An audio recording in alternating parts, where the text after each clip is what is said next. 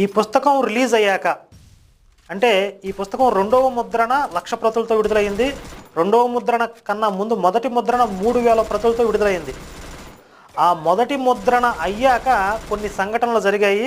అంటే కొంతమంది పాస్టర్లు ఈ పుస్తకం మీద స్పందించారు. అప్పటికి ఇంకా రెండవ ముద్రణ రిలీజ్ అవ్వలేదు. ఈ రెండవ ముద్రణకి ముందు జరిగినటువంటి కొన్ని సంఘటనల్ని ఈ పుస్తకంలో అనుబంధం 2 అని చెప్పి పొందుపరచడం జరిగింది. అనుబంధం 1 అని చెప్పి అందులో బైబిల్లో కొంత భాగం సేమ్ యాజ్ ఇట్ ఈజ్గా ఇవ్వడం జరిగింది. అంటే బైబిల్ అసలు ఉన్నది ఉన్నట్లుగా కొంత భాగాన్ని అక్కడ మీరు చదివితే ఎలా ఉంటుందో చదివి తెలుసుకోండి అని చెప్పి కొంత భాగం అనుబంధం 1 అని ఇచ్చాము. ఈ అనుబంధం 2లో ఈ రెండవ ముద్రణకి ముందు స్పందించినటువంటి వేరు పాస్టర్ల యొక్క వారి స్పందనని, వారు చేసినటువంటి ప్రకటనల్ని ఇందులో తెలియజేయడం జరిగింది. మనం అసలు ఏ పాస్టర్ ఎలా